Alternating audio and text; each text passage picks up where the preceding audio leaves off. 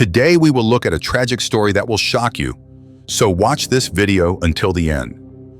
What began as a routine gathering of friends quickly escalated into a heartbreaking tale of violence and betrayal. After a night of heavy drinking, a series of boundary violations occurred, leaving a young woman in a dangerous and vulnerable state. The story of one night will make us shudder at the horror that unfolds. On March 30, 1997, Daisy Coleman was born in the Missouri small town of Albany.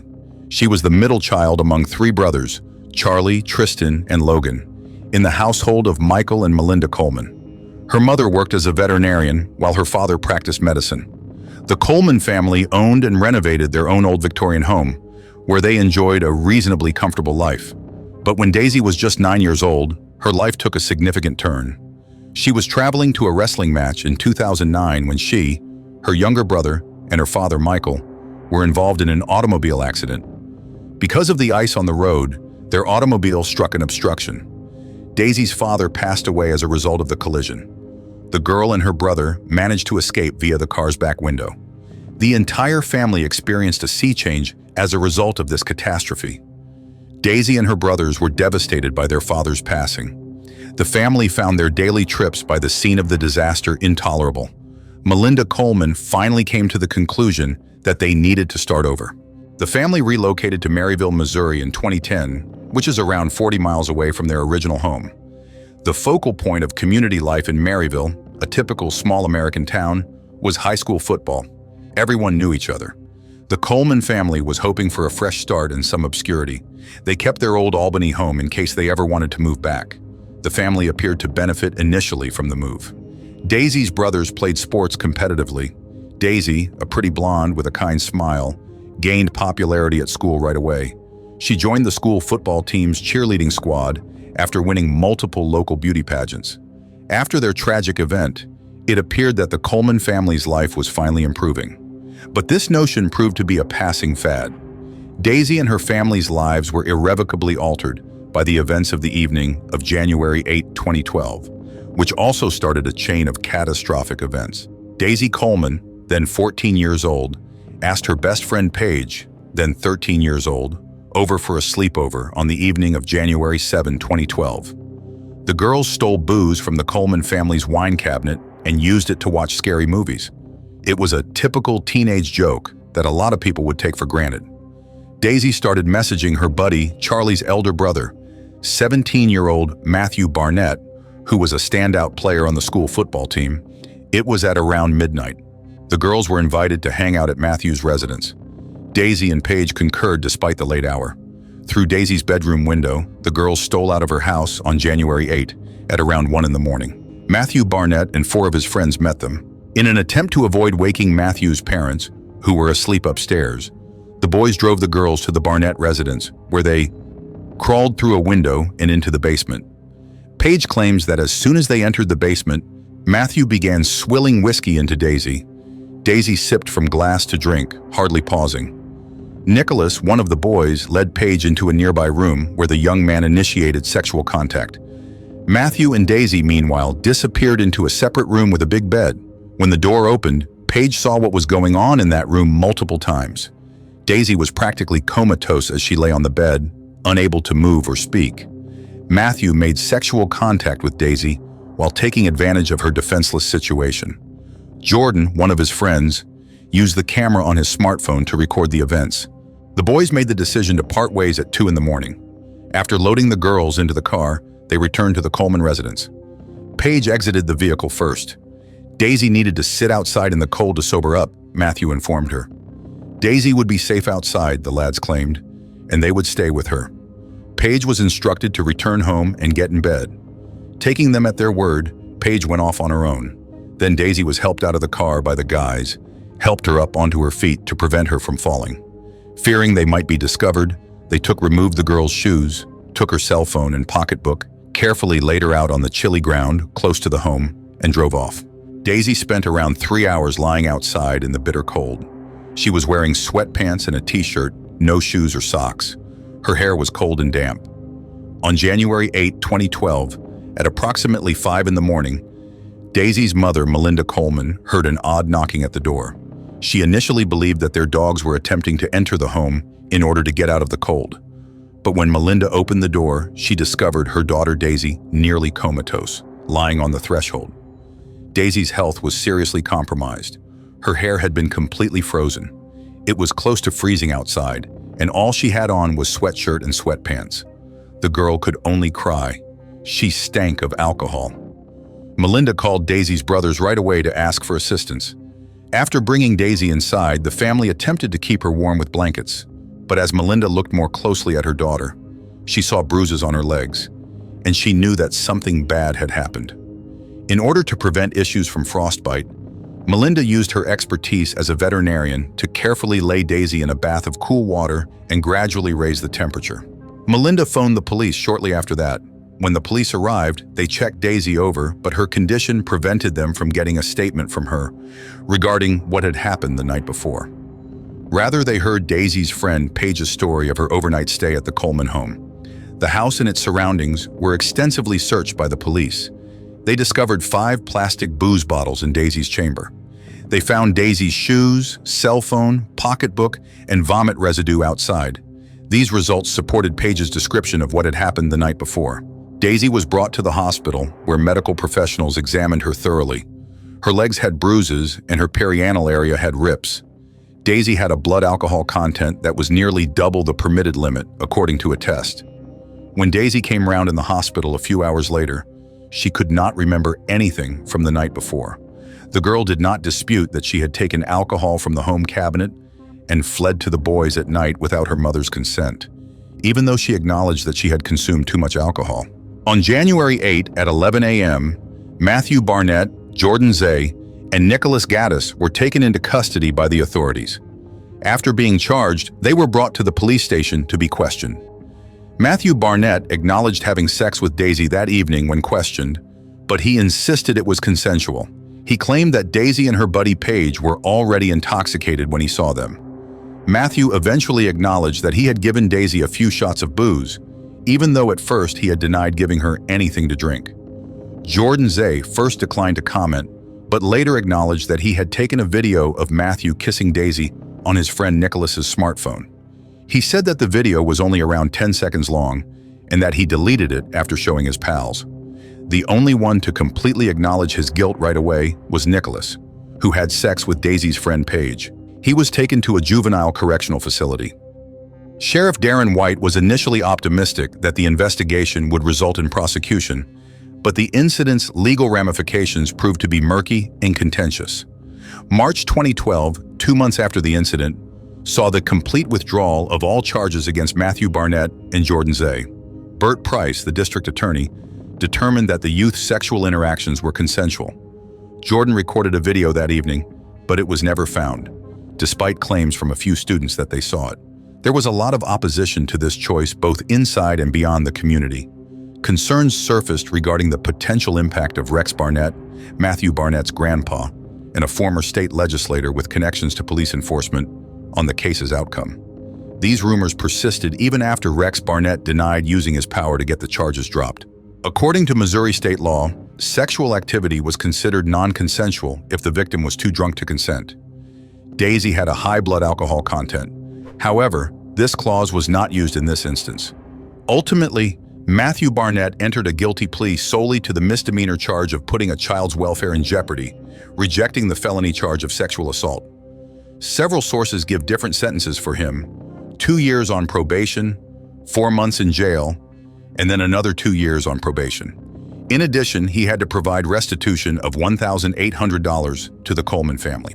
The Maryville community reacted to these developments in a variety of ways, most of them negatively toward Daisy and her family. Daisy encountered hatred and bullying from her peers rather than encouragement. The majority of her friends took Matthew's side. In an instant, she was shunned by everyone, turned inward, and attempted to spend more time by herself at home. Daisy was made to quit her cheerleading squad at school. Every day, anonymous threats were made to Melinda, her mother, at work and at home. Melinda eventually received a resignation request from the veterinary clinic, where she had spent many years working. The harassment extended beyond intimate relationships. On social media, a sizable movement against Daisy developed. Hashtags that were offensive were made. A girl once showed up at a dancing competition wearing a homemade blouse that said, "Matthew 1, Daisy 0. Daisy experienced major mental health problems as a result of the community's animosity. She started experiencing despair and even tried to take her own life. The Coleman family was eventually forced to choose to leave Maryville due to pressure from the community and ongoing threats. They went back to their former Albany residence in the hopes of finding serenity and a fresh start. But issues remained to beset the family. Their Maryville's home, which had been listed for sale, burned down in the spring of 2013. Although the origin of the fire remained unknown to the authorities, there were speculations that Matthew Barnett's father may have been responsible. The Coleman family felt even more persecuted and in danger as a result of this episode. It is interesting to remember that Daisy's friend Paige's home burned down at some point in the future, under equally strange circumstances. The girls had given up on talking by then. Paige was also claimed to have experienced nightmares for a long time and to have become an outsider in school. The Coleman family did not experience the anticipated relief from the move. Daisy was still having psychological problems as a result of what she had gone through. She experienced despair and post-traumatic stress disorder, and she retreated into herself. The girl, who had participated in sports and dancing and had a lively social life before, now made an effort to blend in as much as she could. Melinda Coleman encountered significant challenges as well. Her emotional health was severely impacted by her job loss and ongoing worry about her daughter's position. Despite her efforts to assist Daisy, she herself required assistance. The older brother Charlie in particular made an effort to shield and encourage their sister Daisy.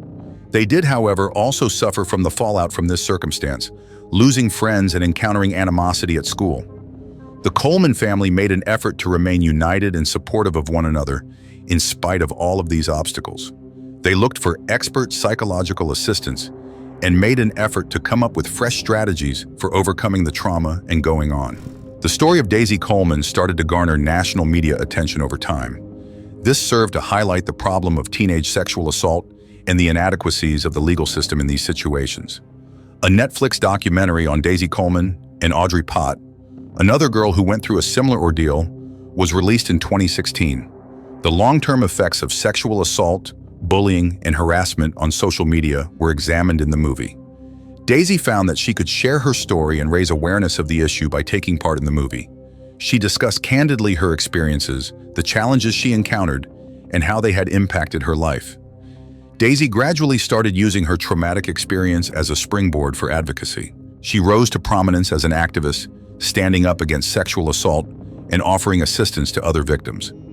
Daisy was one of the founding members of Safe B, an organization that works to educate middle and high school students about sexual abuse.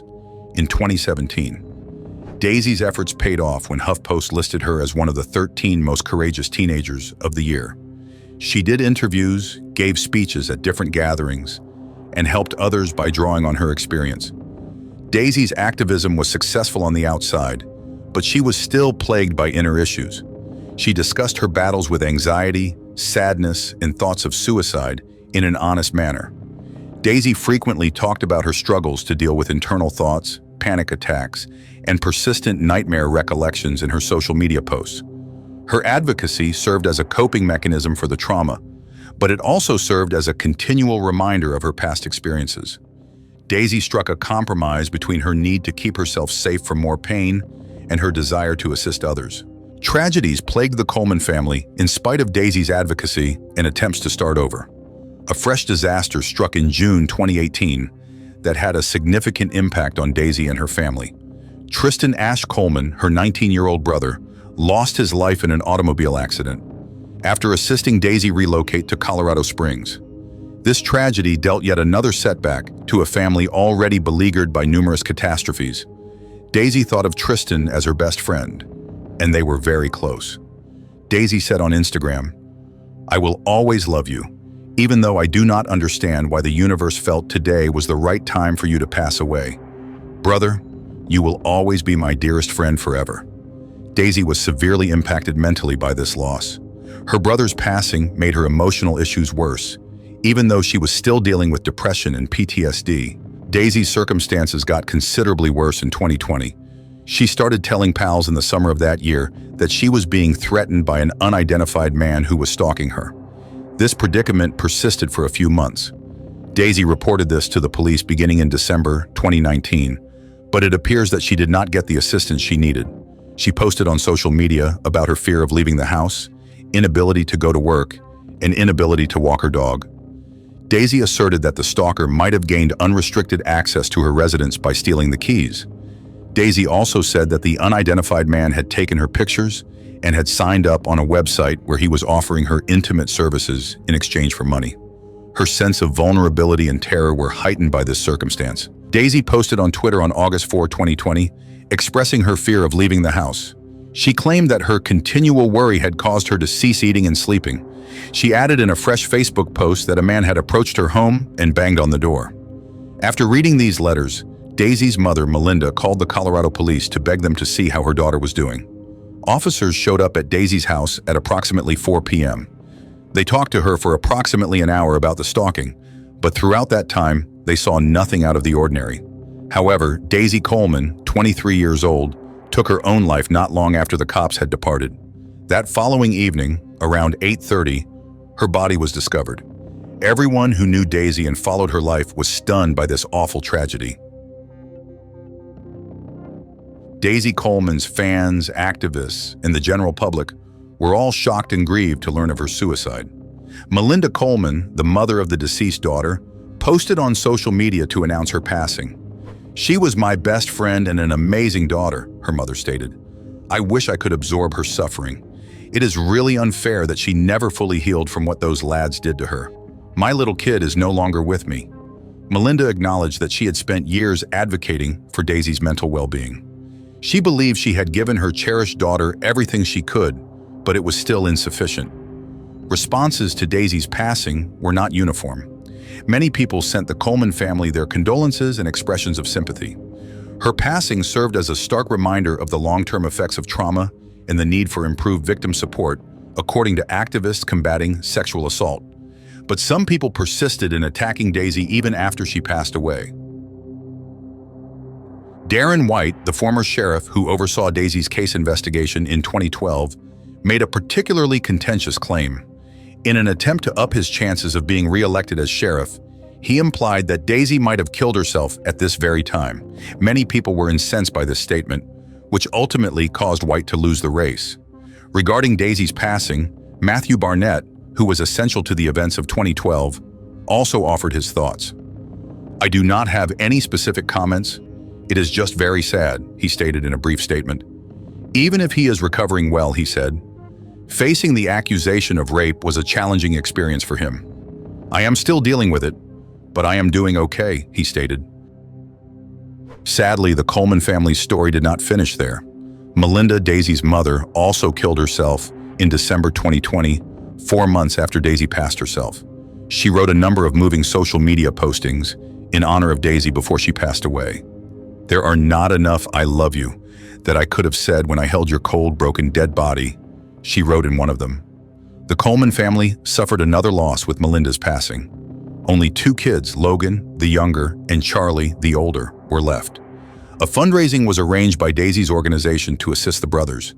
These terrible incidents spurred a fresh round of conversations on the long-term effects of sexual assault, the need of providing victims with mental health treatment, and the necessity of reforming the legal system. Daisy Coleman's tale has come to represent the struggle against sexual assault and serves as a constant reminder of the long-lasting effects trauma can have on a person. The terrible tale of Daisy Coleman and her family has garnered a lot of social attention and brought to light a lot of structural issues with American culture and the justice system. Daisy's case demonstrated the ease with which violence may break out at alcohol-fueled gatherings, and the significance of teaching youth the value of consent and respecting others' personal space. The way the Maryville community responded to Daisy's accusations exposed long-standing issues with how society views victims of sexual assault. Daisy was subjected to allegations and bullying instead of being supported, which emphasizes the need for a shift in public awareness of these concerns. Daisy's case brought into question the fairness and impartiality of justice, particularly when the accused has powerful relatives or a high social standing. This was brought up by the way the legal system and law enforcement handled Daisy's case. Following the trauma she encountered, Daisy became an activist and made a significant contribution to the battle against sexual assault. Daisy is a co-founder of Safe B, an organization that works to educate college and high school students about sexual abuse. Audrey and Daisy is a documentary that has gained significant traction in raising awareness of sexual violence issues and their aftermath. It is still utilized in talks and educational initiatives concerning sexual assault. Daisy's and her mother's deaths brought to light how crucial it is for victims of sexual assault and their families to have ongoing psychological treatment. This has made it clear that the system for providing psychological care and aid to people who have gone through traumatic situations needs to be improved. Conversations concerning the function of social media in cases of sexual assault have also been impacted by Daisy's tale. Social media gave Daisy a platform to be bullied on the one hand, but they also gave her a way to share her experience and get support on the other. Daisy's narrative served as inspiration for several state-level legislation in the United States. The objectives of these programs are to enhance the protocols for investigating sexual offenses and to fortify the protection offered to victims of such crimes. The tragic tale of Daisy Coleman shows how a single night may drastically alter a person's life. It draws attention to a number of social issues. This story highlights the seriousness and enduring nature of the consequences that can result from sexual violence. Serious doubts concerning the impartiality and fairness of justice are raised by the actions of law enforcement and the legal system in Daisy's case. This emphasizes how the process for looking into and trying incidents of sexual assault has to be changed. Daisy's tale also emphasizes how important social media is to contemporary culture. They were a means of intimidation and harassment for Daisy, but they also gave her a platform to share her experience and get help. Daisy's activism following the abuse she encountered demonstrates how painful events can be used as a catalyst for positive change. Her untimely passing serves as a terrible reminder that even the most ardent advocates require assistance and support. Daisy's and her mother's deaths highlight how crucial it is for victims of sexual assault and their families to have ongoing psychological treatment. The social support and healthcare systems ought to make this a top priority. This story serves as a helpful reminder of the value of moderation in alcohol use, particularly for young people. Daisy Coleman's experience serves as a potent reminder of the constant efforts required to raise public awareness of sexual assault issues, strengthen the legal system, and improve services provided to victims. Around the world, campaigners and supporters of the rights of victims of sexual violence continue to draw inspiration from her brief but profound life. So it is a decision that's solely left up to you if you want to address the court or not. Not today. Later, when I come back, I will. Today, okay. No.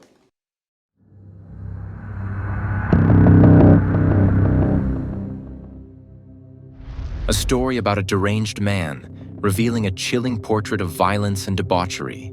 This is the story of a predator who hid in plain sight, weaving a web of deception and manipulation. His initial acts of violence seemed almost random, but they were caused by deep-rooted malice, which will soon be fully manifested. The brutality of his crimes shocked society. Each action was more terrible than the previous one, driven by an inexorable need to cause suffering. The lives of bright women were cut short in the most brutal way. Their last moments were marked by horror and agony. When the details of the crimes became known, a chilling picture appeared that revealed a cold-blooded killer who took pleasure in the suffering of his victims. This story is a stark reminder that evil can wear a familiar face, that danger can hide in the most unexpected places. As we delve into the twisted mind of this predator, we are forced to confront uncomfortable truths about the nature of humanity and the fragility of our own safety. Christine Melton was a beauty with blonde hair, a bright smile, and a kind heart. At 35, she radiated the joy of life and shared it generously with everyone around her. Born in Illinois, Christine had shown a bright, creative nature from an early age. She was passionate about painting, dancing, and singing, and she dreamed of becoming a famous actress someday. However, it was not a star-studded career, but the simple, earthly joys that became the meaning of her life. At school, she became friends with Stephanie, with whom she carried her friendship through the years. The girls shared the same dreams and aspirations to find their happiness. In search of a better fate, they moved together to sunny Cape Coral. Cape Coral is a city in Lee County, Florida, United States, on the coast of the Gulf of Mexico. According to the 2024 census, the city has a population of about 220,000. It is the largest and principal city in the Cape Coral-Fort Myers, FL Metropolitan Statistical Area. The city has more than 400 miles, 640 kilometers, of navigable waterways, more than any other city on Earth. In this wonderful place, they got jobs as waitresses at a bar. Christine adored her job as it allowed her to communicate with people daily and share the warmth of her heart. Relatives remember Christine as a true ray of sunshine that warmed everyone around her. She was a loving daughter, sister, and friend, and was called the favorite aunt for her nephews, whom Christine paid a lot of attention to. This girl genuinely cared for her close ones and was always ready to help. No wonder she was considered the glue that held her large family together. Christine had numerous talents and hobbies. She painted beautifully, creating picturesque landscapes that adorned her friends' homes. Christine also loved to travel, especially to the mountains and beaches. This passion for travel attracted her to new places and adventures. Even on ordinary days, she found a reason for laughter and fun, as she had a crazy sense of humor. Her jokes were always apt and witty, which made her beloved in social circles. But Christine's greatest treasure was her loyalty and ability to love sincerely. In all her relationships, friendly or romantic, she gave herself completely. She was a reliable friend who cherished friendships for years. Christine also dreamed of meeting her true love, getting married, and building a strong family. Her heart was full of tenderness and compassion for everyone around her. Christine became passionate about aesthetics and dreamed of opening her own beauty salon. She attended courses in makeup and manicure, perfecting her skills in her free time. Christine loved to experiment with her appearance, trying bold looks. Despite her love for fun, deep down, Christine remained a quiet and modest girl. She did not seek to be the center of attention and felt comfortable in a friendly circle. Christine valued trustful conversations and was genuinely interested in people's lives. This combination of external attractiveness, inner beauty, and bright energy attracted people to her. There is another heroine in this tragic story. 43-year-old Diane Ruiz was the embodiment of maternal love, care, and devotion to her family. This woman with long dark hair and a gentle smile dedicated her life to the two people most dear to her, her daughter and 5-year-old son. They were the meaning of her existence, for whom Diane spared no effort, time, or emotional warmth. Diane was born and raised in Cape Coral in a friendly Cuban family. From an early age, she was surrounded by her parents' love, who instilled in her the values of cohesion, mutual assistance, and the joy of communication. The girl grew up active and sociable, easily made friends, and was the soul of her social circle. At the same time, Diane showed considerable responsibility and determination, dreaming of a worthy education and profession. Fate granted Diane true feminine happiness, 2 wonderful children and a loving husband. Her daughter inherited her mother's beauty and gentle nature, while her son inherited her zest for life and spontaneity. Diane was proud of her little ones above all, and made every effort to raise them as worthy people. She supported them in all their endeavors, rejoiced at every success, and consoled them in their troubles. For her daughter, Diane was the best friend and advisor, and for her son, the most caring and wisest mom in the world. To ensure a decent future for her children, Diane worked hard. She had been a regular bartender at the local club for the past 5 years. It had become her second home. She loved her job because it gave her the opportunity to interact with a wide range of people on a regular basis, to inspire them and absorb their positive energy. Colleagues and guests remembered her fondly for her wit, warmth, and ability to see the good in everyone. Soon, another bright page appeared in Diane's life, a meeting with her beloved husband, Scott. Genuine feelings, filled with tenderness, care, and laughter, flared up between them. Scott was captivated by Diane's beauty, wisdom, and soulfulness, while she saw in him a reliable life partner. The lovers planned to get married and build a cozy family nest where love and harmony would reign. Diane dreamed of growing old with Scott in this charming city, holding hands and rejoicing in the successes of their children and grandchildren. But despite her happy personal life, the core of Diane's existence remained her children. Her daughter was just finishing school and preparing for college, and Diane tirelessly worked to give her the opportunity to obtain the desired education. She wanted her daughter to achieve what she dreamed of and to realize her full potential. Diane also tried to spend more time with her son while he was still very young. For these two little hearts, Mom was the center of the universe. In her free time, Diane was passionate about handicrafts, knitting, embroidering, and weaving with beads. Her products were full of love and warmth, which the woman generously shared with her relatives. Diane also cooked wonderfully. Her signature Cuban dishes were the highlight of all festive feasts. With special joy, she gathered a large family together to enjoy heartfelt communication and shower everyone with care and tenderness. Diane's radiant smile never left her face, as she was sincerely grateful for every lived day. Even in sorrow and hardship, this courageous woman did not despair, but radiated hope and faith in the better. Her bright look and encouraging words were healing medicine for everyone who needed consolation and support. Wade Wilson was born around 1994 in a troubled family of teenagers. His biological parents were too young and immature to raise a child, so they gave Wade up for adoption to a couple from their church, Candy and Steve Wilson, who had 2 other daughters. The adopted son grew up problematic, and from a young age, he began breaking the law. Since 2010, Wade had been arrested over 20 times for theft, fraud, hooliganism, and assaults. In relationships with women, Wade also showed cruelty. He beat, raped, and threatened to kill his ex-girlfriends, who described him as a monster capable of pretending to be a nice guy only to then torment them.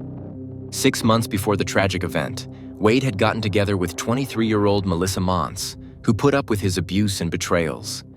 Melissa continued to wait for him and give him opportunities even when he was in prison. She hoped that his declarations of love and excuses for aggressive behavior caused by his drug addiction and mental illness were temporary. However, she soon realized that her life was in jeopardy and that there was an emptiness lurking beneath this man's facade. Wade's father, Stephen, tried to maintain a relationship with him after the adoption, despite the problems with the law. He gave his son money, neglecting his own needs. It was to him that Wade turned, fleeing from the police and asking for money for a ticket. It was to him that he described his horrific crimes with strange delight. But even the father's years of devotion could not keep him from the horror of the monster his son had become. Stephen performed his civic duty by turning Wade into the police to protect others from harm. October 6, 2019. That Sunday night, Wade Wilson was partying with his girlfriend Melissa at a bar. An argument broke out between them. Furious, Wade went to Melissa's car ostensibly to get her things, but instead got behind the wheel and fled, leaving his girlfriend behind. Melissa spent the night at her friend's house, and in the morning found 8 missed calls from an unknown number, which later turned out to belong to Christine Melton. As it turned out, it was Christine Melton that he met later at that very bar. The young couple quickly became close on the basis of mutual sympathy and left the institution with Christine's friends. They continued the fun in the house of his new acquaintance Jason, where between Wade and Christine ignited passion. When the company dispersed in the early morning, Christine's friend Stephanie was calm to leave her with Wade as she felt no alarming signs, and Christine herself assured that everything was fine. However, Wade took advantage of the sleeping woman's helplessness to strangle her, wrap her in a sheet, and attempt to carry her out unnoticed. But the stiff corpse proved too heavy, so the murderer simply left it in the house, stole the victim's phone and car, and disappeared. He immediately used the phone to quarrel with Melissa. Wade's next victim was 43-year-old Diane Ruiz. She was walking to work when Wilson spotted her.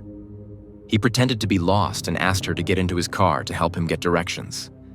As soon as Diane got into the car, he immediately jumped on her and started choking her, and she lost consciousness. Then, in a deserted area, he dragged the still-alive woman out of the car and ran over her several times until her body turned into a bloody mass, leaving her mutilated remains in the bushes. The monster killer then calmly drove off to meet Melissa and beat her up again. His confidence and impunity were striking. In the midst of the attack on his girlfriend, he boasted to another acquaintance that he killed people at night. As soon as Melissa escaped, he got into Christina's stolen car and disappeared. Obviously, the criminal acted impulsively, under the influence of anger and excitement, not thinking about the consequences. He did not hide traces, did not dispose of the murder tools, and boasted about what he had done.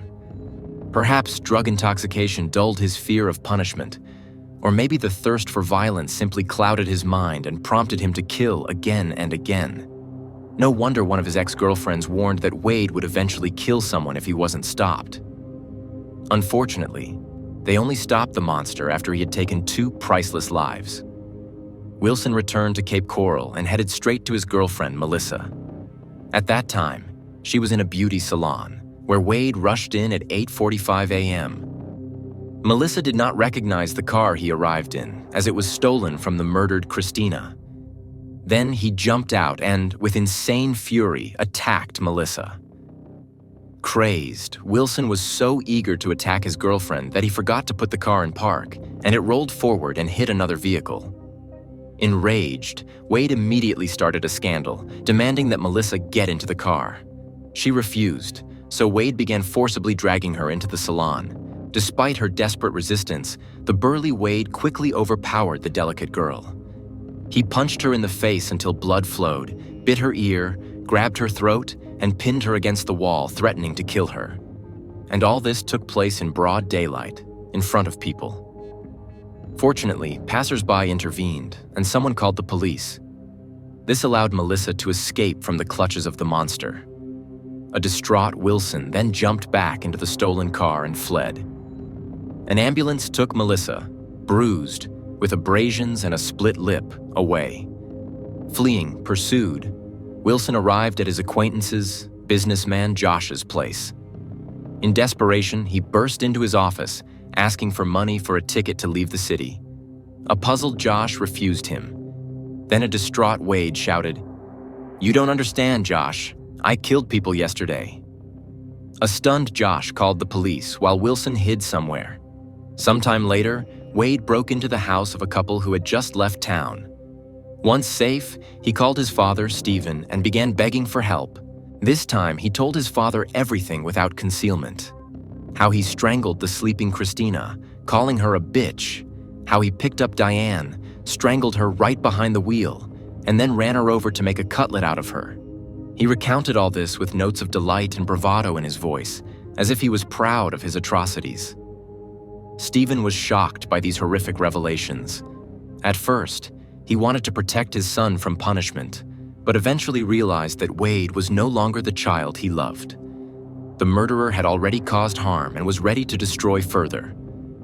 So, Stephen made a difficult but correct decision to turn Wade into the police before he could mutilate other lives. With a heavy heart, the father learned where his son was hiding and sent the police there. The police caught Wilson by surprise and, after half an hour of persuasion, finally took him into custody on the morning of October 7. Soon after Wade Wilson's attack on Melissa Mons, Fort Myers police went to the scene of the incident at Mila Spa Salon. There, they found the beaten Melissa, who detailed the attack by her ex and indicated that he had fled in a black Nissan Versa. The victim also told about the history of violence and drug addiction of Wade and expressed her fears that if he had managed to drag her into the car, he would have definitely killed her. According to her, he repeatedly threatened to execute her during the attack.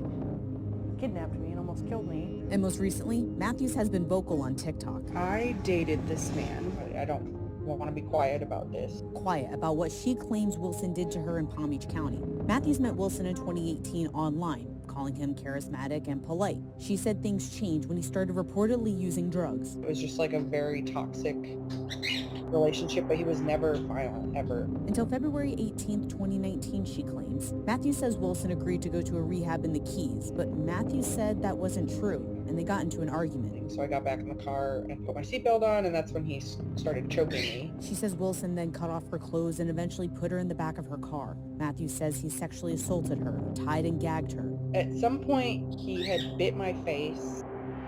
At the same time, Cape Coral police received a call about the suspicious death of 35-year-old Christine Melton.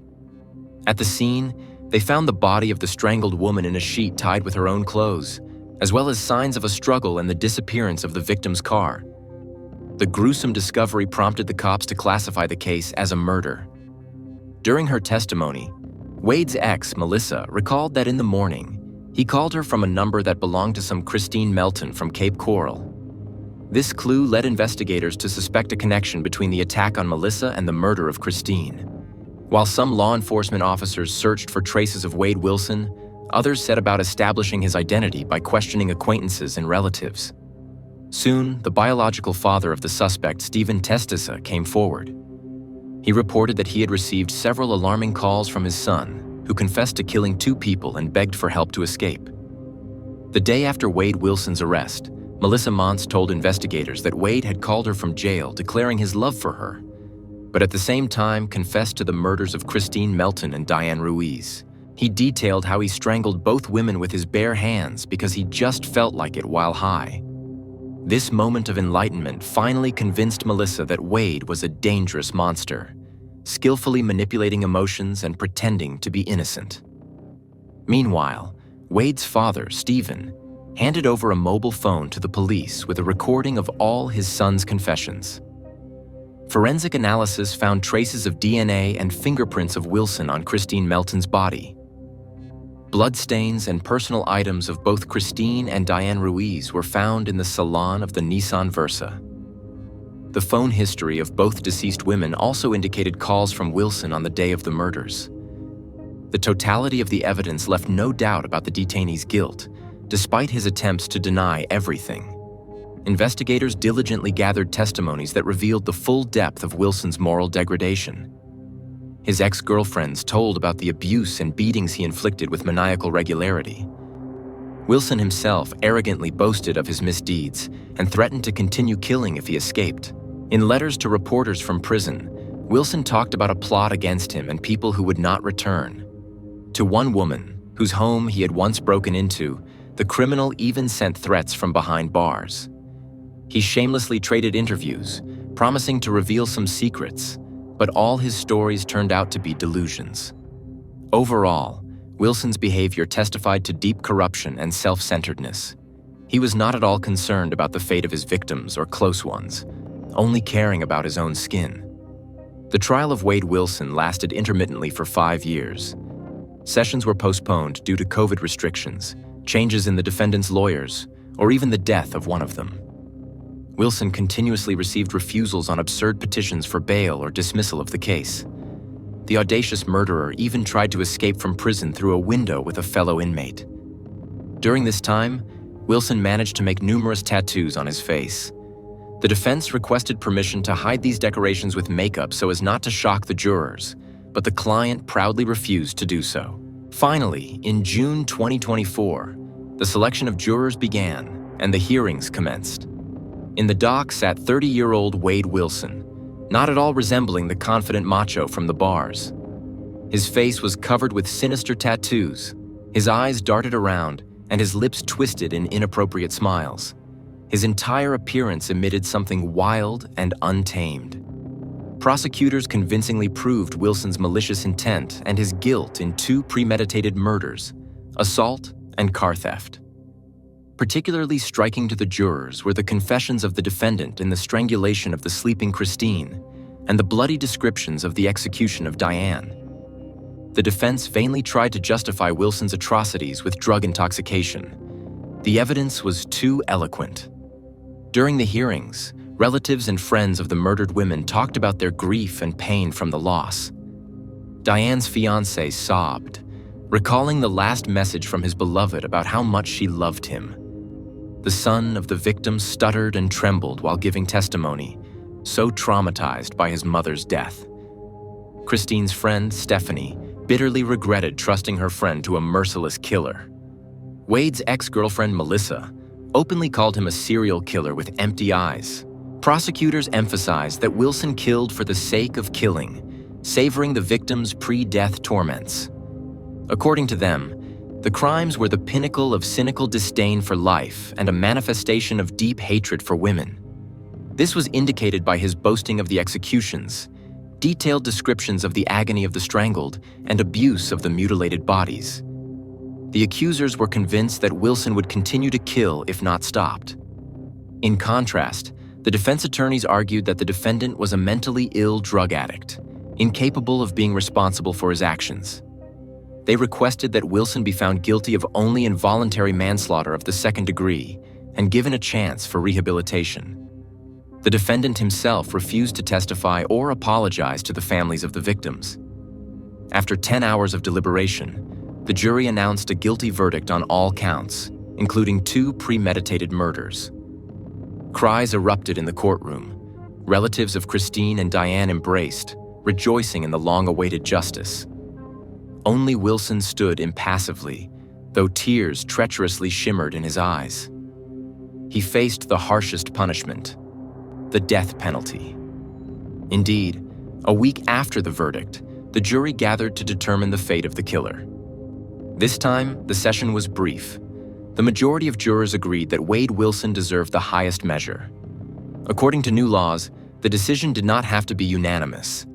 8 out of 12 votes were enough. The judge only had to approve this verdict, and Wilson awaited a lethal injection. The deaths of Christine Melton and Diane Ruiz at the hands of Wade Wilson were a real shock to their relatives and the entire community of Cape Coral. The senseless and brutal death of 2 bright women, mothers, friends, colleagues, took a piece of soul from everyone who knew and loved them. Flourishing lives were cut short in an instant, leaving behind indescribable pain and emptiness. Stephanie, Christine's best friend, could not forgive herself for bringing a psychopathic killer into their circle. She constantly thought, what if I had acted differently that fateful night? Could I have saved Christine by being more cautious? These pangs of conscience tormented the girl every day, overshadowing the bright memories of their friendship. Christine's relatives, mother, brother, sister, did not even have a chance to say goodbye to her until they identified the mutilated body in the morgue. They pleaded with the heavens for a miracle, hoping that some mistake had occurred. But the terrible truth soon confirmed Christine was no more. She had died a horrific death at the hands of a monster she had imprudently trusted. Their lives were split into before and after, and their hearts were forever filled with sorrow, anger, and emptiness. An even worse fate befell Diane Ruiz's close ones. For 4 days, they did not know where their beloved mother, daughter, fiancé, and sister was alive. But when hope faded, they had to come to terms with the worst. Diane had died a martyr's death at the hands of a fiend. Diane's fiancé nearly went mad with grief. He blamed himself for not driving his beloved to work that tragic morning. Now the man could only visit her grave daily and weep bitterly, remembering their happy moments. Diane's son could hardly speak about his mother. Every word was an incredible effort, each memory reopening the wound in his heart. The only consolation for the grieving families was that the murderer of their loved ones would suffer the severest punishment. It would not bring back the deceased, but at least it would quench the thirst for justice and protect others from the fate of Wilson's victims. The court's verdict, life imprisonment or execution, was some satisfaction for their suffering. For Melissa Mons, the end of this story was also bittersweet. She barely escaped becoming the 3rd victim of her insane ex-lover and still could not comprehend how he so masterfully pretended to be an innocent lamb. The girl shuddered at the thought of what would have happened if she had believed his sweet promises and given him another chance. Would she have ended up in a suitcase with her throat slit? Only now did Melissa realize what a predator she had been involved with, and she was glad that she finally escaped his clutches, although the emotional scars would remind her of this painful experience for a long time. Father Wade Stephen, despite all his love for his son, realized that he did the right thing by turning him over to the police. Otherwise, Wilson would have continued to kill innocent people. Stephen blamed himself for failing to raise his son Wade as a decent person. Although, perhaps such monsters are born with a black soul, and no amount of effort can cleanse it. We have further considered whether Wade Wilson should be sentenced to life in prison without the possibility of parole or death. We, the jury, find by a vote of 10-2 that Wade Wilson should be sentenced to death.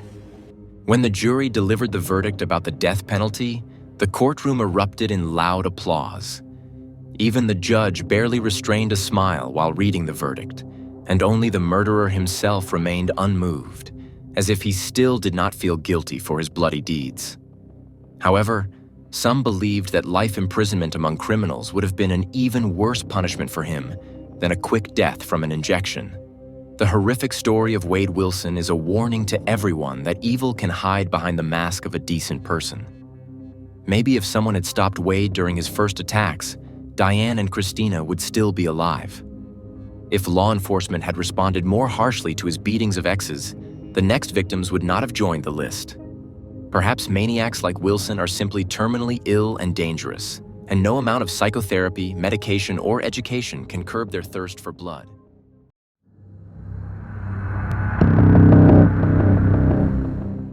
In a suburban town known for its peace and tranquility, a shocking crime occurs that shatters that tranquility and causes chilling fear. The sudden disappearance of a woman sets off a chain of events that leaves everyone horrified. The woman, once a well-known figure in the community, vanished without a trace, leaving behind a mystery that will haunt people for a long time. But one crisp spring morning, local authorities were alerted to a disturbing discovery. The body of a young woman had been found behind a kiosk in a remote area, marked by a series of strange and horrifyingly brutal wounds. The investigation quickly uncovered disturbing details about the woman's personal life. As detectives dug deeper, they uncovered a web of deception involving numerous secret connections and a complex history that painted a grim picture of her true character. The case took a dramatic turn when toxicology reports and forensic evidence began to reveal the extent of the abuse inflicted on the victim.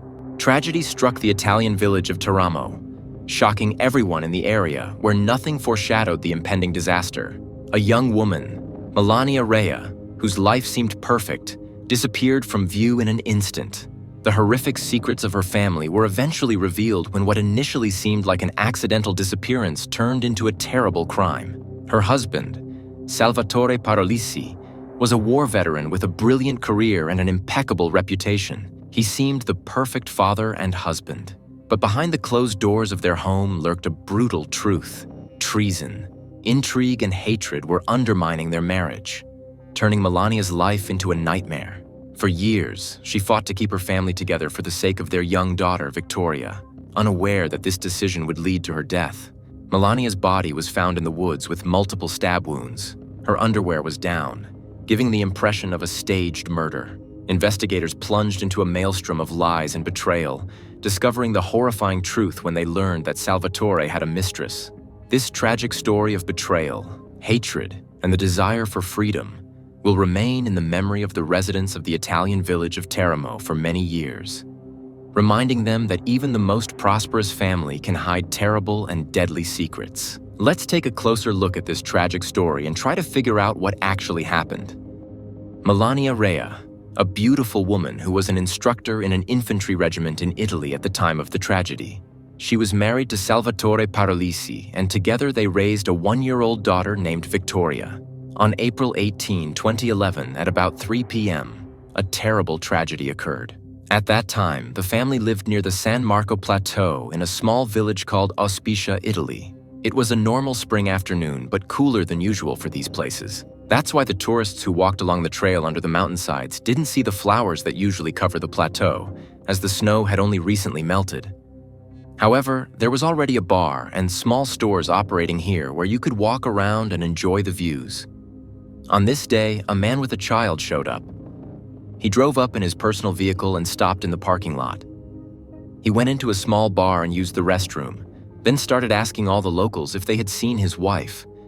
Her name was Melania. The woman had recently become a mother and was missing. She was a sporty beauty with long dark hair and was 28 years old. In the man's arms was a little girl who turned out to be his daughter. At that time, there were no women at all among the customers in the bar. Upon learning that no one similar to her had been seen here, the man became visibly nervous, pacing back and forth. He became more and more anxious until he cried, lamenting that his wife had been taken from him and kidnapped. Everyone present decided to support the father and his child and help in the search. People went out on the terrace and walked around the path leading from the parking lot to the bar, hoping to see any sign of the young woman or any indication of where she had gone. However, nothing could be seen. The stranger said that he had been with his spouse in the morning. After lunch, they arrived at the park where the man was playing with his daughter near the swings located on the playground. The spouse was going to step away briefly to buy coffee and go to the bathroom. However, the woman did not return, and the husband literally felt that something was wrong. Of course, the first thing he did was try to call his wife. The young father made numerous calls in the last 15 minutes, but to no avail. The missing woman's cell phone was not answering. The man was sure that his wife was kidnapped by intruders in a passing car, as there was a rather busy road. The frightened man did not leave and did not calm down. The longer he stayed in the bar and talked to its owner, named Giovanna, the more strange things she noticed. First, he was too lightly dressed for a walk on such a chilly day. Second, he barely watched his 1-year-old daughter while he lamented the disappearance of his wife. The girl was wandering between visitors, hungry and cold. But the father ignored all these facts as he continued to sob and tell his story of his wife's disappearance. At exactly 4:30 p.m. that afternoon, the phone rang in the local Carabinieri department. Giovanna, the bar owner, called the police. When the man came out of the bar, she reported that a man was here who had not been able to find his spouse for over an hour and claimed that she might have been kidnapped. He was here with a young child. The girl was just over a year old and her father was clearly not himself. When the girl's father showed up at the bar, the owner immediately handed him the phone to talk to the Carabinieri, one of Italy's police forces. The agitated man gave the dispatcher some data about himself and his missing spouse. It was known that she had a hernia and the woman might have gotten sick at the foot of the mountains. He told the same story as the other bar patrons and emphasized that his wife had disappeared after stepping away from the bar and had not yet reappeared. He spoke very quietly, swallowing his words, slurring his words in almost every sentence, alternating all of this with long periods of silence. The policeman had to repeat almost every question several times. The man began to cry on the phone and finally gave the name of the missing woman. Her name was Carmela. He misspoke and quickly corrected himself and said that the woman preferred to be called Melania. The man also introduced himself, saying that his name was Salvatore Parolisi. When law enforcement officers arrived on the scene, the man repeated his story again, adding the morning's events. The couple had health problems, so they were forced to go to a nearby hospital. On their way home, they decided to stop for a walk and coffee. At that moment, Salvatore stayed at the playground with his daughter, where she was riding on the swings. When his wife didn't return, he got worried but couldn't reach her on the phone. This was very suspicious because the connection was good, and the woman always answered the phone or returned his calls. But this time, her behavior was uncharacteristic. She just kept quiet. Then Salvatore got to the bar where his spouse was supposed to go. Here, he questioned everyone there about whether they had seen a woman similar in description to his spouse, but no one had seen her there. The longer there was no news, the more despair encompassed Salvatore. Suddenly, the man became angry as police officers questioned him in detail about what his spouse looked like and what had happened in the last minutes before she left. According to Salvatore, everything was fine. She just wanted to use the restroom and nothing pretended trouble on the spot. The identity of the complainant was confirmed, and the Carabinieri started a check. First of all, they conducted a rapid analysis of the man's telephone data, looking at his interests and inquiries of the last few days in order to assess the applicant's trustworthiness. This is how the police became aware of Salvatore's background. Salvatore Parolisi was born in the province of Naples, Italy, on August 28, 1987. At the time of his spouse's disappearance, he was 33 years old. Together with his daughter, they lived in Felina. the missing Melania Rea was born on May 24, 1982, in another small town in the province of Naples. Both were members of the armed forces, so the Carabinieri immediately contacted the headquarters of the military unit to which the defendants in this case were assigned. The first strange factor was that the woman was missing in such an open area. There were no difficult trails or wooded routes, and the foothills of the mountains hadn't even had time to grow flowers. You could see a large area from the playground. It was strange that the woman was able to escape unnoticed, or was kidnapped in broad daylight without leaving any witnesses to support this. In addition to the Carabinieri, Salvatore's friend, who was also a police officer, came. He primarily wanted to help the shocked man cope with the child. At this time, Salvatore was very agitated, literally trembling, and constantly banging his fists on the bar, feeling powerless. Salvatore could not control himself and, even more so, was unable to cope with the child. Finally, the police collected all the necessary information, after which they released the young father with his daughter. A little later, the relatives of the missing woman were notified about the incident. They immediately went to the place to find out all the circumstances themselves and help in the search for Melania. When communicating with the police, Salvatore behaved quite strangely. As a military man, he perfectly understood the importance of providing the most accurate information to the police officers to help find his wife as soon as possible. However, instead, he evaded answers and delayed the process in every way possible. Even to find out the missing woman's cell phone number, detectives had to repeat the question 3 or 4 times before the man finally provided the necessary data. The cops wanted to track Melania's cell phone to find out her approximate location and trace her route. In fact, the spouse was not that difficult to find if she had actually left or been caught here by some intruder. There were only 3 fairly busy paths between the bar and the playground. One of the trails was just over 100 meters long, and most of it was viewed from one of the video cameras mounted on the kiosk. The second was much longer, about 1 mile long, and this trail passed by a local war memorial that is often visited by people. The third route was about 2 miles long and was also well screened on all sides by cameras. But surprisingly, no one saw anything, and the cameras did not capture the woman either. All this was strange and raised questions. Was the woman even at this location that day? According to the findings, the missing woman's cell phone was last active at 2:45 p.m. on the day just before her disappearance. That was not far from where they had come with their husband and child. None of this provided any additional information, and Salvatore's silence only made matters worse. The only thing that could help with the search was the National Mountain Rescue Service.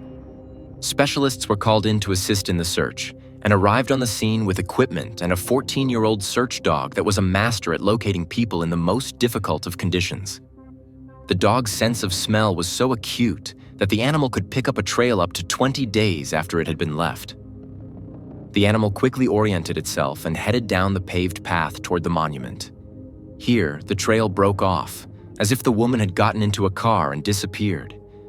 However, Salvatore later said that they were here a little over a week ago, so there was a possibility that the dog smelled old traces of the missing woman, or she was really kidnapped and taken away in a car. The police officers then went with Salvatore to the station for questioning. Here, the man again revealed all the details of the past day preceding the disappearance of Melania. According to him, at about 11:30 a.m., his wife was examined by a physiotherapist. They were in the supermarket and later went to the San Marco clinic. Here, the woman was examined and found to have an inguinal hernia. After lunch, they stopped by home, changed clothes, and set out for a walk with their daughter. According to Salvatore, they had been here 3 or 4 times in the last month. It was one of the family's favorite and frequented walking spots. As such, he was very familiar with the area, especially given the military man's photographic memory. The last visit took place less than 10 days before Melania Rea went missing on April 10th. According to Salvatore, at that time, they came here with his spouse alone and visited a bar. After receiving all the information, the Carabinieri let the man go home as there was nothing to show him at this point. The main version of the investigators was kidnapping, given the information that was obtained with the help of a search dog. The woman approached the main road and her trail broke off, as if she had been kidnapped and taken away. All indications were that she could indeed have been caught and forcibly dragged into an automobile. In May, Salvatore came to television to tell his story. Here, he added more details to it, saying that he and his wife had had a small picnic near the war memorial and were resting there on the day of the incident. In general, the place was not at all suitable for such entertainment. There was dense vegetation and not even a single bench. But Salvatore's words partly confirmed the behavior of the search dog. In addition, the husband provided information about the clothes and accessories that were on his wife at the time of her disappearance. Here, new strangeness surfaced. According to the husband, the missing woman did not have with her a purse with personal belongings. She was dressed in casual clothes and had some gold jewelry with her. However, it was completely incomprehensible how such a responsible woman could go on a long trip with her child without any preparation and without taking her purse with her. She didn't even have any money or cigarettes, which she smoked all the time. Investigators were particularly interested in how she could have gone to a bar to buy her spouse coffee if she didn't have any money on her. There were more and more contradictions and inconsistencies in Salvatore's words. Presumably, he was lying. Given the growing number of suspicions, detectives again turned to the husband of the missing woman to learn about their relationship and the atmosphere in the family. According to the man, there was a strong bond between them. They would sometimes argue about various issues if they couldn't come to a consensus. However, this never escalated into conflicts. In general, they had a great, strong family, which was confirmed by close friends and relatives. Therefore, the man was released again. After Salvatore's interrogation, the missing woman's relatives arrived in town the next day. They checked into a modest condominium near Salvatore's home. They went to the police station immediately, although they were very tired. The family was interested in the status of the investigation and the detectives' findings so far. Meanwhile, the family members were willing to provide any details that might help in the initial search for Melania. As it turned out, the missing woman had 2 phones, which her husband, which was strange, did not report. One of them she used to talk to her husband and friends, as the SIM card had a more favorable tariff. The other number was used to communicate with her mother and immediate family. At 1:40 p.m., on the day of the disappearance, the woman's mother-in-law called the second number, and they talked for about 5 minutes, during which Melania talked about the walk and other events of that day. According to her, the young family was going to San Marco to take a walk in the fresh air. They had little time for this, however, as about 4 p.m., the whole family had to attend the baptism of their friend's child. This dialogue ended at 1:45 p.m. in the afternoon. There was no further conversation. The police noticed even more inconsistencies in Salvatore's story. He answered all questions with one-word answers, constantly repeating everything the police officers already knew at that point. The detectives had unanswered questions they didn't understand. Why did the child stay with her father? Why didn't the mother take the girl with her when she went out for coffee? Why did they swing for half an hour without stopping? The drive from home to this place took less than 10 minutes. Did Melania suddenly have the urge to go to the bathroom in that short time? And more importantly, where did she go next? The missing woman's relatives moved into Salvatore's house. They were in constant communication with him about what had happened, but the man was not much of a talker. Mostly, he was evasive and looked upset. Relatives supported the man as best they could, helping him cope with his anxiety and looking after the child. At the same time, the husband kindly gave them his bedroom with a large bed to make the wife's relatives comfortable. On April 19th, the whole town already knew what had happened. The disappearance of a woman here was something unthinkable, as the suburb was one of the quietest and most peaceful corners in the region. Despite the police's suspicions about the missing woman's husband, he had never been in trouble with the law before. Salvatore continued to appear on various television programs, talking about the tragedy he was experiencing. In parallel, the investigators' questions for him only piled up. They decided to shed light on what had happened that morning by going through the main suspect's cell phone. The Carabinieri found that the phone was on from 7 to 9 a.m., but then it was turned off until 6 p.m. that morning. Salvatore also stopped by San Marco Park again on April 19th, where investigators and search teams were working. However, the man showed no interest in the progress of the search and its results. Instead, he simply returned the sweatshirt to the owner of the bar, which he had borrowed on the day of Melania's disappearance. He then left immediately on the pretext that he had to go to work. His behavior raised certain questions and concerns for the detectives. When checking Salvatore's cell phone, the Carabinieri discovered something interesting. It turned out that he had been actively communicating with a girl named Ludovica for the last month. There were thousands of messages and calls that were made almost daily. It turned out that he had been having a romantic liaison with her on the side. He fell in love with Ludovica back in September 2009. The relationship between them continued until May 2011, even after the disappearance of the man's wife. It has been established that back in the summer of 2009, Melania learned about the adventures of her husband on the side and was furious. She moved in with her parents in anticipation of childbirth, as she was pregnant with a daughter at the time. The father-to-be seemed to be completely unaffected by this. Salvatore continued to court Ludovica, who worked in their military unit at that time. The girl was 27 years old. Later, the couple did reconcile for the sake of the baby, and Melania returned home. However, his affair on the side continued. The husband constantly rented a studio apartment where he saw his mistress. After training, she was sent to Rome. But even there, their relationship did not end. The man used almost every minute to get away from his wife and talk to his mistress on the phone, which he was literally obsessed with. Judging from their dialogue, it was obvious that Ludovica wanted more than a phone or long-distance relationship, but apparently, the obstacle to that was Melania. In the last months before the disappearance of his wife, there was discord in the relationship between the lovers because of his wife. Ludovica wanted Salvador to divorce and be with her. The man, in every possible way, delayed it, referring to the fact that the divorce process had already begun, but lawyers needed a lot of time to collect and prepare documents. In fact, Melania insisted on preserving the relationship. Back in 2010, she was quite categorical in this regard. During this period, she just learned about the fact that her husband continued to meet with his mistress. However, the spouse was determined to keep the family together.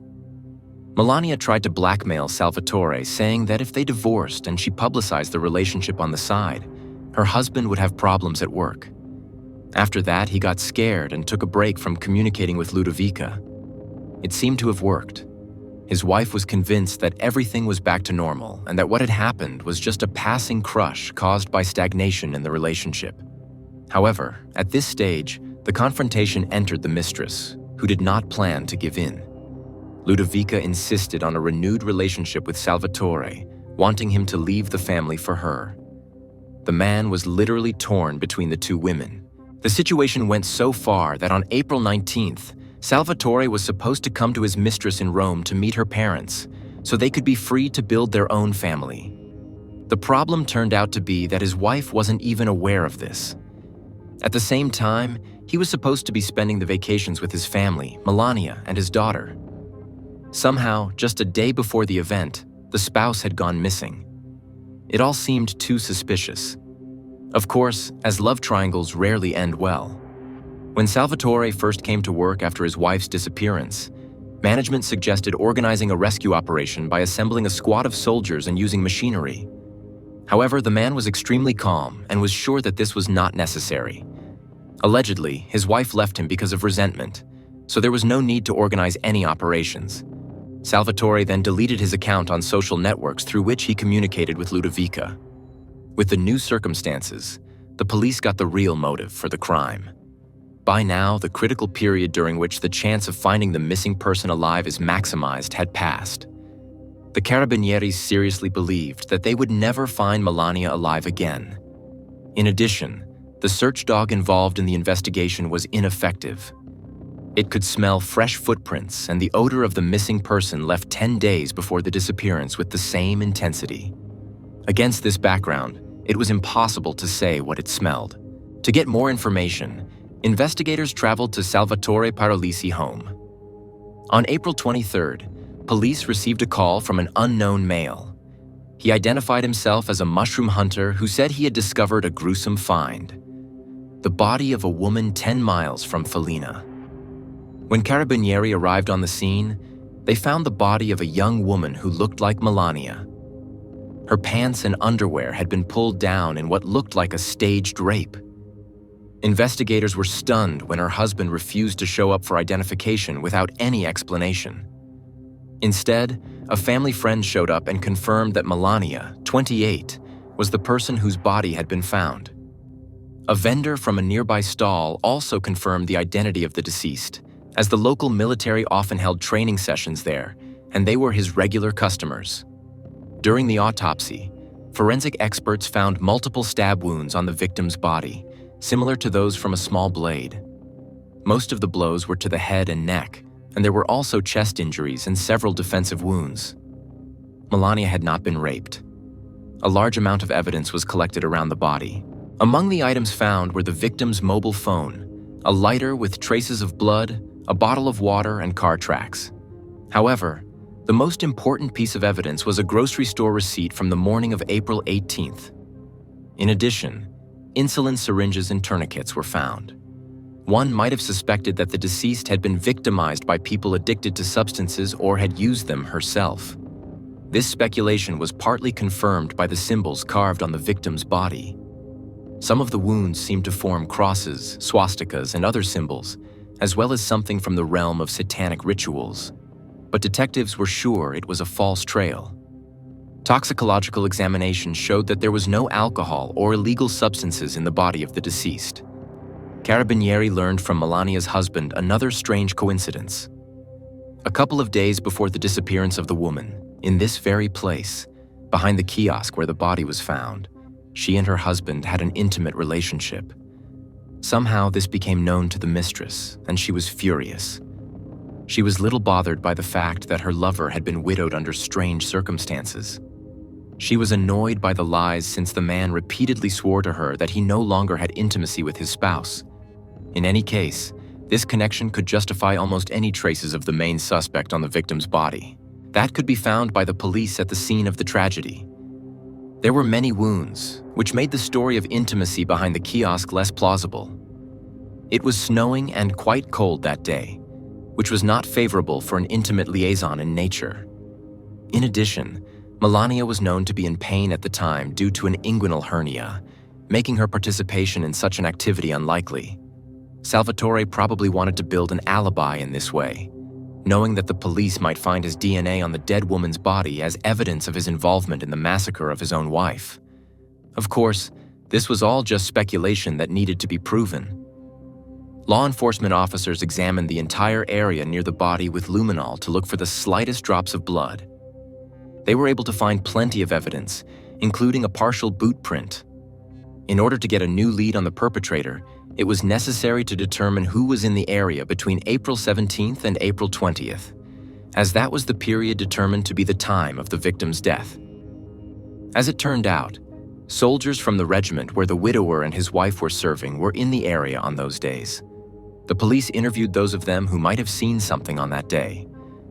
In fact, it turned out that it was the soldiers who had left some of the evidence behind, namely a bottle of water, a receipt from the store, and a boot print. This set the detectives back, as most of the evidence was not relevant to the case at all.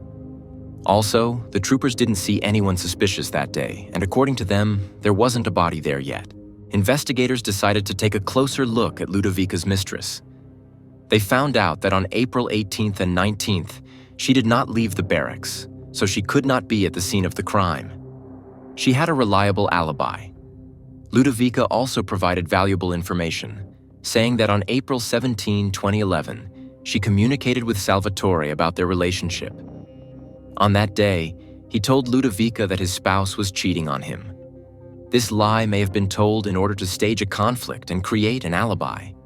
Going deeper into the details of Salvatore's extramarital affairs, it turned out that Ludovica was not the only one with whom he had an affair. Previous relationships had also been with girl soldiers. However, Ludovica knew about it but did not give it any importance. In total, it was revealed that the amorous widower had relationships with at least 23 women on the side. The man knew that the police disclosed this information and feared that they might consider it as a motive for reprisals against his wife. To gather evidence of the prime suspect's involvement in the crime, detectives installed a wiretap in his vehicle and also eavesdropped on phone conversations. This provided valuable information, as Salvatore repeatedly organized monologues in his car, discussing the news about the murder of his wife, which gave reason to suspect his involvement in the massacre of the young woman. Nevertheless, the detectives had yet to figure out who had last seen Melania alive and when. Strangely, of the 37 people walking in the park at the time of the disappearance, no one saw Melania or the father and child on the swings. After obtaining permission to use luminol to examine the suspect's car, the experts found bloodstains inside. After the samples were submitted to the laboratory, the analysis confirmed the investigators' suspicions. Melania's blood was present. Meanwhile, prosecutors were developing their version and trying to determine the specific motives for the crime. The investigation suggested that Melania was a controlling person who harbored a grudge against her husband because of his numerous infidelities, but held him back for the sake of the child. She may have exerted constant pressure on him, which exacerbated the situation. Salvatore found an outlet in his relationship with Ludovica, who also put pressure on him. Melania was the third extra in that relationship, so Salvatore decided to get rid of her. Forensic experts determined that the woman died between 2:30 and 3:30 p.m. on April 18th. The cause of death was 35 stab wounds. She had not been sexually assaulted, but the lowered underwear indicated that the attack occurred while the victim was squatting while urinating. The perpetrator probably crept up from behind and attacked when the victim was vulnerable. The nature of the wounds indicated that the murder was committed with particular cruelty because of personal hatred. Salvatore Paralisi was found guilty and sentenced to 22 years in prison and ordered to pay 3 million euros to the family of the murdered victim. He's currently serving his sentence in Milan, Italy. Custody of his daughter was given to Melania's family. Melania's family changed their daughter Victoria's surname to her mother's. The daughter does not visit her father in prison and does not want to know him anymore.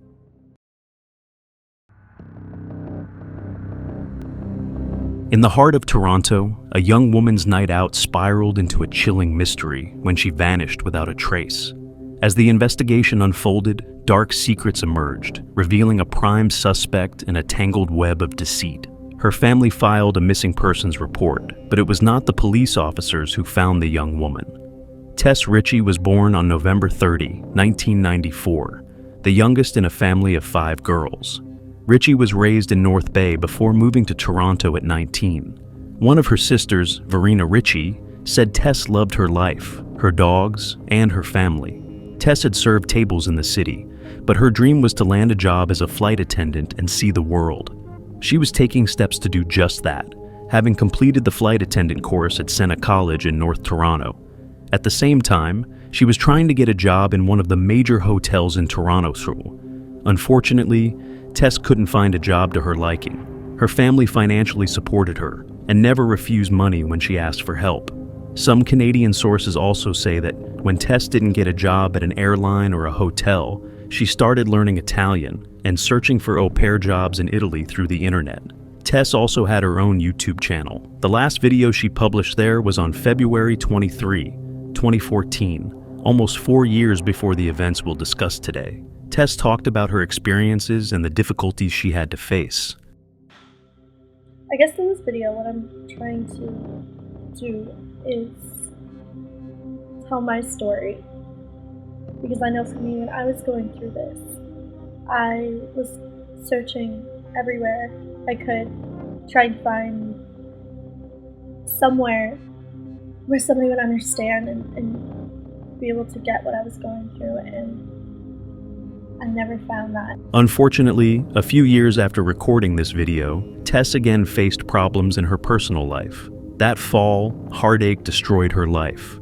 On November 23, 2017, Tess went through an emotional breakup with her boyfriend Julian. The next day, she turned to her older sister, Rachel, who was 8 years older than her. The two were close. "She was my soulmate," Rachel said. On November 24, Tess spent most of the day at Rachel's house in Toronto. They talked about the breakup, went shopping, and visited a dog park. That evening, Rachel cooked some food. However, she had to persuade her sister to eat as she had no appetite due to stress. Despite this, Tess made plans for the night. She decided to meet an old school friend named Riley Samard. Like Richie, Samard was from North Bay. She had moved to Toronto in the summer of 2017. The two hadn't seen each other in years, but now that they were both living in the same city, they had started talking again. Samard suggested they go to Cruise and Tango, a well-known drag bar in the Church and Wellesley area. That evening, Rachel's partner ordered Richie an Uber so she could meet Samard downtown. Rachel Richie recalled seeing her sister running down the front path to the Uber. That fleeting glimpse was the last time she would see her alive. Richie arrived at Cruise and Tango around midnight. Samard wasn't there yet. The club was full of people. Tess texted her sister to tell her she had reached the place safely. It was commonplace. Richie's phone was her second best friend, her sister said. The following morning, Rachel Richie sent her younger sister a text message. She didn't expect to hear back immediately, considering Tess had been out the night before. By 6:30 p.m., Rachel still hadn't heard from her. Soon after, she noticed that none of her texts had reached Tess. Rachel tried calling, but all the calls went straight to voicemail. Her mother, Christine Hermiston, also tried to contact Tess, but her phone was off. Christine received a message saying that Tess had ordered an Uber at 4 a.m. However, soon after, she canceled it. When registering an Uber account, Tess indicated her mom's credit card. Hence, Christine received a message every time her daughter used a taxi. Tess always kept in touch with her family, so when her phone did not turn on during the day, they began to suspect something could have happened to her. She usually had her phone on her at all times. Rachel asked her partner to check her sister's apartment in Scarborough. At the same time, she started contacting her friends. Saturday night around 9 p.m., Tess was still not there. Her family didn't like what was going on. Rachel called hospitals and the cops from the start.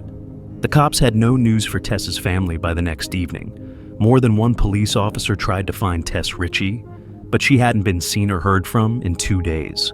Christine, Tess's mother, and one of her sisters went from North Bay to Toronto on Monday to help with the search.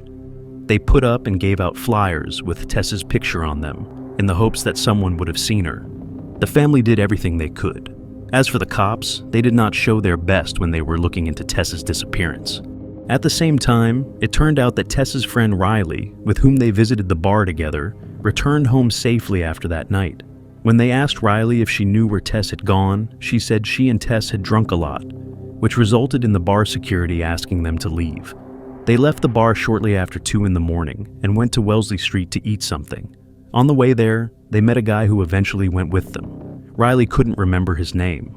On Wellesley Street, they ordered hot dogs. Tess wanted a vegetarian hot dog, which ended in a conflict with the seller. Tess believed they gave her a hot dog with meat. Riley admitted that her friend took mustard and sprayed the vendor cart with it, after which she, Tess, and the guy with them had to run to Dundonald Street. While there, they saw a woman on the house porch and started talking with her. Her name was Michelle Teep. Their conversation lasted about 20 minutes. Tess told Michelle that she had recently broken up with her boyfriend and shared how hard it was for her. Michelle tried to support Tess. Moreover, they even exchanged phone numbers. Teep said Richie seemed like someone trying to have a good time, but when she looked into her eyes, she saw sadness.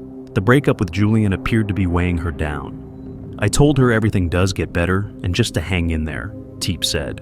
At 4 a.m., Riley received a text from her boyfriend asking her to come home. She said goodbye to Tess and walked towards Yonge Street and then home. Tess was disappointed that Riley had left her. At 2 a.m., she ordered an Uber. Thus, one can assume that after her friend left her, Tess decided to go home too. The driver arrived at 4:14 a.m., but Tess wasn't there. On Wednesday, November 29, just 1 day before Tess's 23rd birthday, Christine again distributed flyers with her daughter's picture in the area where people last saw her. Knowing that Riley had parted with Tess on Dundonald Street, Christine decided to explore this area. She turned to Anne Brazzo, a nurse who worked at St. Michael's Hospital, as their daughters had been friends since elementary school in North Bay. Together, they set out to find Richie amid a growing search effort and social media push to locate her. That's when Brazzo made a haunting discovery. Walking past a house under construction and peering into the bottom of an exterior staircase at the Church Street construction site, Brazzo immediately recognized Richie's body lying on the concrete. It looked like this. I went into complete shock, horror, disbelief. I couldn't process or make sense of what I was seeing, Brazzo said through tears. I was terrified. Dust from a nearby gravel pile lay like soot on her body. Brazzo let go of the stair railing and walked forward down the gravel driveway toward Church Street. Hermiston was farther up the sidewalk by that point, unaware that her daughter's body was so close by. Brazzo began to call out to her. "Christine, come back here," she said. "There's a girl in the stairwell. You've got to come back." Hermiston turned, raced down the driveway, and stopped dead at the stairwell. After a few moments, she started screaming and asking God for help. Tess's death became a heartbreaking challenge for her whole family. They found her body just 300 yards from the bar where she spent time before she disappeared, and just 20 yards from where her friend Riley last saw her. It raised a lot of questions about the work of the police. However, after Anne and Christine found Tess's body, an anonymous police source provided the press with new information. Allegedly, Tess advertised her intimate services via the internet and worked in a strip club. The grieving mother said Toronto police didn't do enough to search for Richie because they assumed she was an escort. "It was horrifying to read that," Hermiston replied angrily at what police sources told the media after her body's discovery. "She was not making a living in the sex trade industry. It's a blatant lie. They leaked that so it would look like she lived a high-risk life and was in a laneway with somebody, and it wasn't their fault." Although Tess did work as a waitress at a strip club, she quit less than 2 weeks after they hired her. As for the intimate services advertisement, it was just an account on a dating site. Even though they had found Richie's body, there was no explanation for what happened to her. Police did not initially suspect foul play, but the homicide unit eventually took over the case after an autopsy revealed she had died of neck compression. Moreover, they found seminal fluid on the girl's clothes and saliva on her bra. After some tests, they found traces of male DNA. Thus, the police finally started searching for a suspect. Considering Riley's testimony, the detectives were trying to figure out the identity of the guy the girls met that night. After all, he was the person Tess stayed with after Riley went home. The police turned to CCTV footage to learn more about that night. There were also CCTV cameras on the building close to where Brazzo found the body. It shows Tess and Riley leaving the bar and going towards the hot dog vendor's cart. After analyzing the recordings, the police saw Tess and her new acquaintance walking hand in hand up the gravel driveway. According to the information voiced by the police, the camera captured Tess and this unknown man at 4:14 a.m. The following recording, taken 46 minutes later, shows the guy leaving the place alone. Tess never appeared in the footage again. Therefore, the police believed this man was the main suspect in the Tess Richie case. On December 10, during a press conference, the Toronto police published pictures of this man taken with the help of a video surveillance system. They hoped someone would recognize him. The pictures, taken by an ATM camera, were of poor quality. An ATM was next to the place where Richie bought hot dogs. In the evening of the same day, the police discovered the identity of this man. Oddly enough, after seeing the published images, the man called the police station himself. "I'm the guy in the photo," he said. The person who was with Tess that night was 21-year-old Kaylin Schlatter. In the fall of 2017, Schlatter was 21 and living with his parents and younger brother at their North Toronto home. He had completed a year of postgraduate study as a car mechanic and worked with his dad in construction. Schlatter, his parents, and one of his lawyers went to the police station, where he briefly spoke with detectives but refused to testify. His parents brought some food and a bottle of water for their son. In the end, they provided police with some crucial evidence. While still at the police station, Schlatter threw an empty water bottle into a trash can. The police promptly seized it and sent it for forensic medical examination. It took some time, but eventually they determined that the DNA sample on the bottle and DNA samples extracted from seminal fluid and saliva found on Tess Richie's body belonged to the same person. Police planned an undercover operation to monitor Schlatter for several weeks, but the DNA results accelerated the process.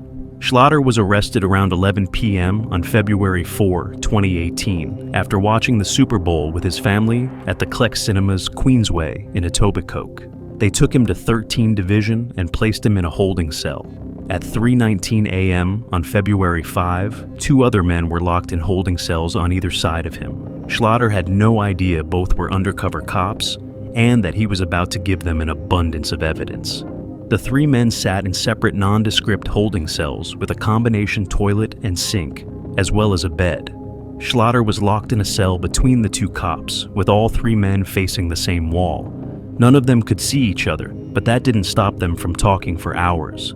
Schlatter told these policemen about his passion for card games and his ability to seduce women. According to him, he has slept with more than 40 women, even though he was only 21 years old. However, he did not mention that he liked both men and women. As it turned out later, Schlatter did not meet Tess and her friend Riley on the street. He was in the same bar as them. That's where he first noticed them. This recording was made shortly before security asked Tess and Riley to leave the bar. Here's Riley, and here's Tess, and this is Schlatter. Schlatter also told undercover officers about Tess. At first, he said that she was alive when he left. Shortly after, Schlatter added that something could have happened because alcohol clouded his mind. He thought he was not capable of it. The police charged Kalen Schlatter with taking the life of Tess Richie, but of course, he denied his guilt. In June 2018, two police officers, Alan McCullough and Michael Jones, were charged with 2 counts of misconduct for neglect of duty under Ontario's Police Services Act.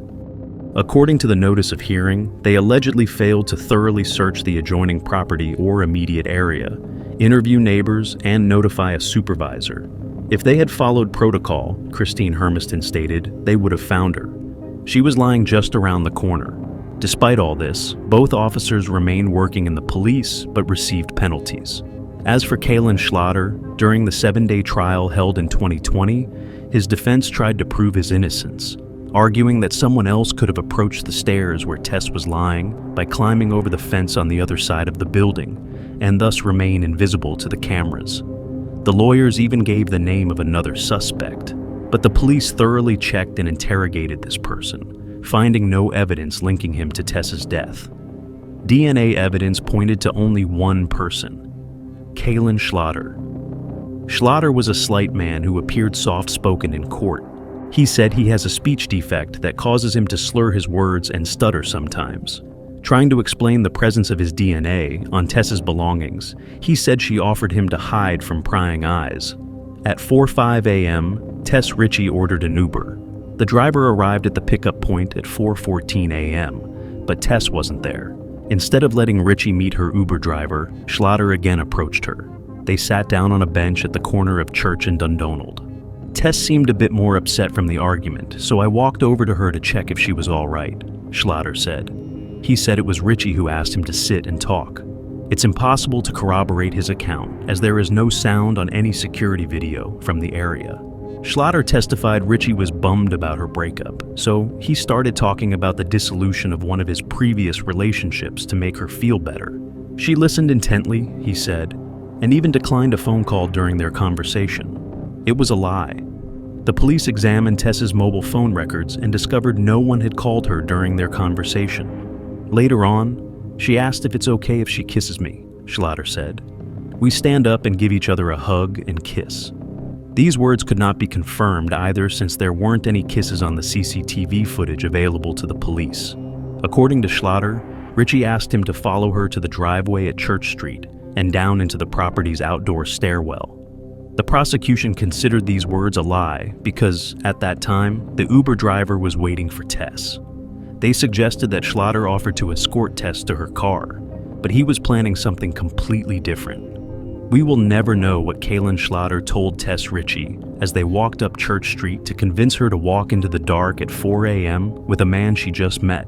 Schlatter claimed that he and Tess went down the stairs and started kissing. He wanted more, but Tess said they couldn't go any further.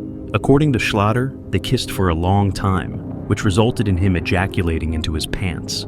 After that, he invited Tess to his house, but she refused and said he could leave, which he did. Schlatter continued insisting Tess was alive when he left. It is important to note that all of the above was Schlatter's story, which the police could not verify. Only 2 people knew the truth about what happened that night. One of them was already dead.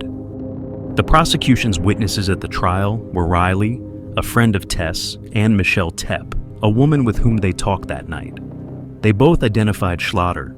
Schlatter not only spilled his guts to 2 undercover cops, but he also allegedly confided crucial details to a cellmate when they were at a Toronto detention center for roughly 2 months in 2018. The man, who can only be referred to as ES because of a publication ban, has a criminal record spanning decades, including several break-and-enters and a domestic assault. The informant said he initially felt sorry for Schlatter, as he was a young man in jail for the first time. That's why ES invited him to share his cell while the two were in protective custody. But over time, ES soured on his new cellmate. Schlatter would cry himself to sleep at night because he didn't want to do time and because he missed his mommy, and yet he showed no remorse about Richie's death, ES said. He said Schlatter told him about his kiss with Richie and that he lost control when she said she didn't want to go any further. He couldn't stop and strangled Tess with a scarf.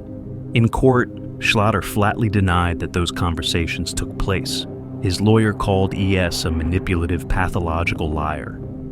Putting aside all the testimony and relying only on physical evidence, one can conclude that someone strangled Tess Richie, and only one person's DNA was on her clothes: Kaylin Schlatter. In her closing address to the jury, defense lawyer Lydia Riva portrayed Schlatter as a harmless kid and an innocent young man. As hard as it might be to accept and as uncomfortable as it might make us feel, the criminal justice system can get it wrong, Riva said. Mr. Schlatter was an easy target. He is easy to blame. On March 23, 2020, the jury found Schlatter guilty. The judge sentenced him to life imprisonment with the right to request parole after 25 years. The trial was heartbreaking for Richie's mother, sisters, and other supporters, who were at times reeling and crying in the courtroom. While they now have some of the answers they craved for so long, their lives are forever changed. Evil not only took Tess that night, it sentenced her surviving family to a cruel and painful future, while robbing the world of so much love and potential, said Richie's sister, Vina. In June 2020, Tess Richie's family sued Schlatter, the police, and others because of the psychological devastation they experienced after Tess's death. Do I want to just go in the house and hide and let it go? Absolutely. But can I? Absolutely not. I can't because I can't get it out of my head that they let her lay there for 4 days, said Christine Hermiston. That image is seared in her mind forever, Hermiston said, adding that she should not have needed to travel from her home in North Bay, Ontario, to Toronto to do the job of the police. Tess was the glue of the family, and her death has torn everyone apart, her mother said. They are seeking a total of $20 million in damages, including punitive damages.